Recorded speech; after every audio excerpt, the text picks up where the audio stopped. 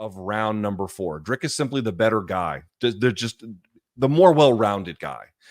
I was just on CBS Sports and they asked me to explain, like, what is the secret to DDP's success? Like, why does he continue to do well? And there's any number of answers you could give, right? He's a physical powerhouse. He is very well-rounded. Pick a reason. You could do many of them. But one of the reasons that I gave them is that the guy layers offense behind offense behind offense behind offense.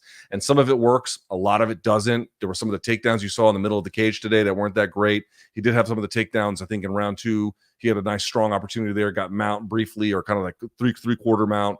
But the reality is he is always hunting offense. And even if it fails, there's another attempt for something else behind it and another thing right behind that, and then another thing right behind that. So he lands these 3 left hands.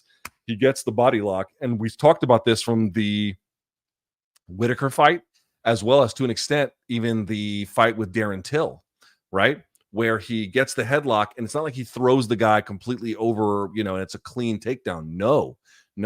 He'll get that tight waist, and then he'll just sag his weight over and then pull them to a knee, pull them to an elbow, whatever he needs to do. And then he's climbing to the next position. And that is exactly what he did. He lands the 3 shots. He goes for the body lock, dips him over to the side. And then as soon as Izzy, showing with complete back exposure, not hustling, not sitting through, not covering, not driving his shoulder to the fence to prevent the back take, he's just there for the taking. DDP sees it and immediately puts the hooks in behind it and then snatches the throat. And BJ Penn was the king of this. A great example of this would be the Joe Stevenson fight, but it's hardly just the Joe Stevenson fight. He would do it all the time. If you fight a guy like with a rear naked choke and they're on their base, there's a chance for them to be able to wrestle, get to their feet, potentially, they're more mobile, and that mobility, especially if they can tripod up, could create problems if there is any kind of looseness to the application of the choke or the application of the position itself. So what does DDP do? Snatches him off of his base. And then just held the gable grip, and that was all she wrote. Dude, the guy cannot be denied. He cannot be denied. I learned my lesson big time when he beat Whittaker. I was not in any way surprised by this one. Before today's broadcast, I said I had no idea. Gun to my head, I had a slight lean Izzy, but there is nothing surprising about what he did. I think I was a little bit, I guess I would say, when I say nothing surprising, I think it is moderately to, that's not really true. It is a little surprising that the rear naked choke, how many rear naked choke victories does he have in his career? Let's see for DDP. How many does he have? He's got a guillotine choke win. He's got a bunch of guillotine choke wins. He's got some rear naked choke wins all the way back from 2015 on the EFC circuit, which is a South African regional show. But like, let's see KSW. No, he's got a guillotine on, again, back at EFC. And then these are his wins in UFC: KO decision, a face crank on Darren Till, but Darren Till kind of gave up position. Well, I guess he gave it up pretty easily too.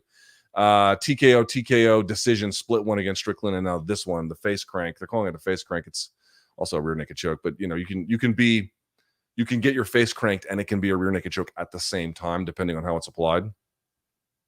So you can call what you want. The reality is, I think most people associate his game with being a little bit more striking, ground and pound forward, but certainly the wrestling, no surprise. The advantage in the grappling, no surprise. That's not a surprise. And then again, if you just sort of really reflect on what DDP shows you over time, and this is true in the striking, it's true in the grappling, it's true all the time. Dude, the guy never, it's not like he's always moving, but he's never settling for just enough. He's never settling for, this is okay, I can hold out here, unless it's like a really bad position. But if he's got advantageous positions or something is going right, it's building and building and building. If he's trying to find an opening, he's just throwing and throwing. It's sometimes recklessly. And people keep thinking he's going to get caught for that, but he wears damage well. He is hard to hurt, and he is constantly finding. So I guess everybody like a little tiny bit of a surprise that it was a submission from the back.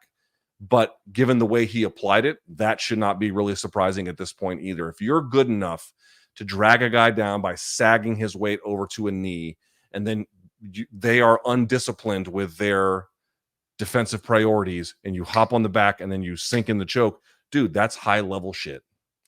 high level shit. You can like that fact or you can hate that fact, but it is a fact. So that's that. So that was how he actually got it. But that's not really the story of the fight itself, is it? The story of the fight itself is not just that that happened, but that, you know, I thought DDP was a big goofball heading into the Whittaker fight, and that was a huge wake up call. But I think if you just look at now, wherever you stood on DDP, and a lot of you probably like him by now, but there have been some people who have been thinking, oh, you know, again, there were people telling me like, oh, this is like he's tailor made to beat guys like this, dude. This guy is a physical bruiser in the same kind of way that some of the other physical bruisers that Izzy fought. But what makes him very different is how much different gears he has to go to and his unrelenting commitment to keep trying them and then string them all together. And in particular, the other thing I think you have to really kind of focus on here on the Izzy side of the equation is, you know, there's like what are some of the differences between Izzy and between Anderson Silva, like in terms of their games? And one of the big differences between them is the submission ability. Like Anderson Silva has many submissions in the course of his career. I have to look them up, but you know, like the Chael Sonnen one is not the only one. And at a bare minimum, there's been times he's threatened them. You know, he's threatened them as well. Or even in the Travis Lutter fight, he didn't get it from the submission, I don't think, but it was the elbows, but it was from guard. And Lutter was, of course, drained. But this is what I'm talking about. He has this other gear. Izzy has kind of always been, I have to win on the feet. Certainly at the championship level, I have to win on the feet. Otherwise, yeah, there might be ground and pound, like in the case of him beating Whittaker or something. But if there is no subsequent, like if the striking is denied, do you really believe that Izzy is a submission threat in order to win? I don't know what there's a lot of evidence for that claim. Again, at the championship level, I don't know if there's any evidence for that claim. He's always been kind of like a deny, reverse get out, which he got some of today. Actually, some of that went quite well. It's not like he's bad at that, but it's a almost universally defensive placement for him.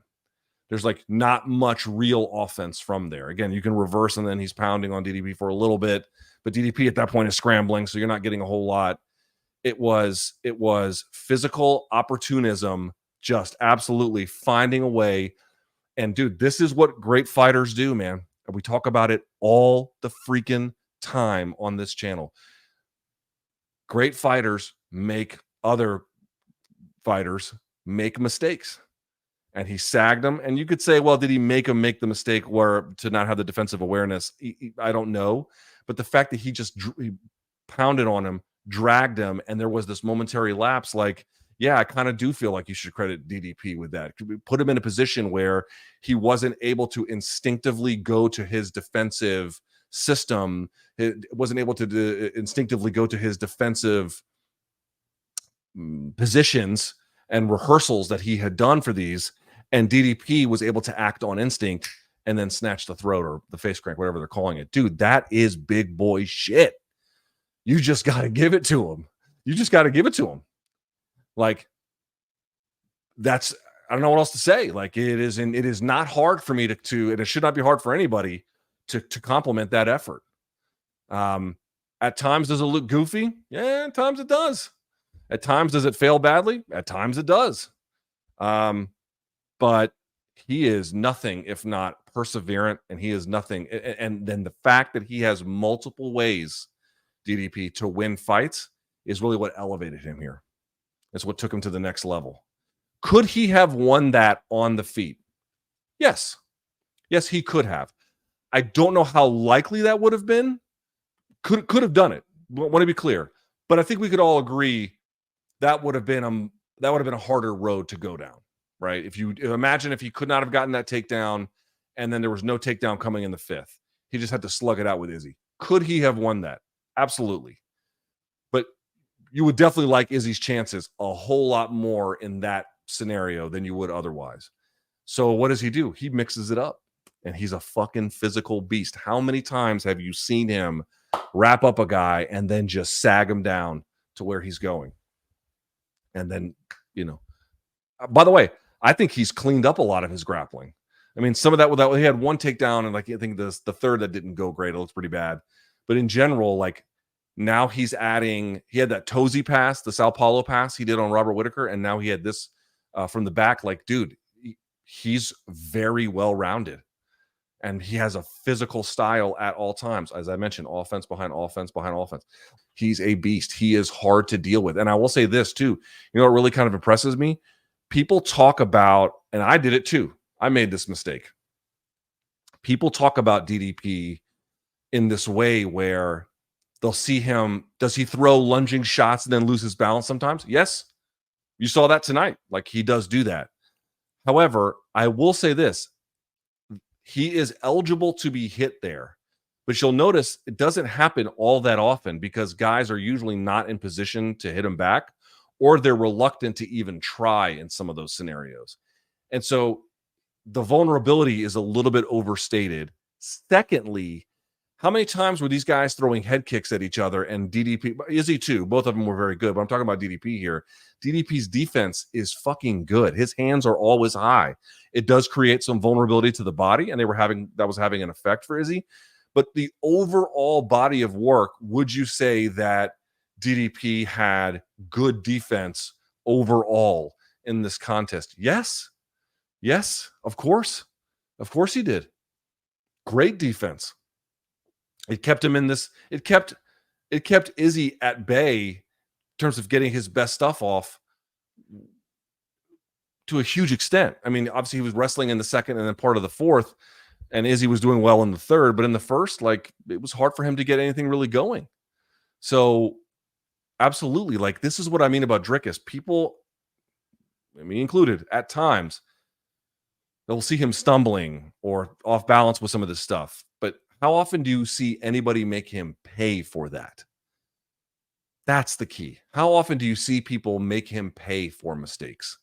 That is actually fairly rare. That part is unusual. That part you just don't see necessarily a whole lot of.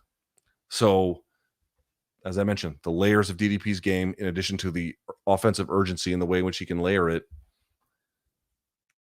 fantastic. It is a winning formula. Dude, listen to this fucking guy's resume at this point. I mean, this is who he has beaten. Undefeated in UFC. He made his debut in 2020. Marcus Perez, okay, no big deal there. Trevin Giles, which is, for an up-and-coming fight, that's a tough one.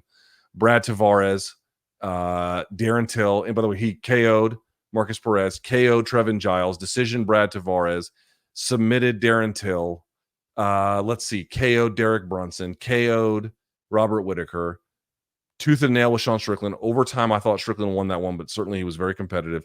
And then he chokes out Izzy here today. Dude, like, that's a sick resume. Sick resume. Okay.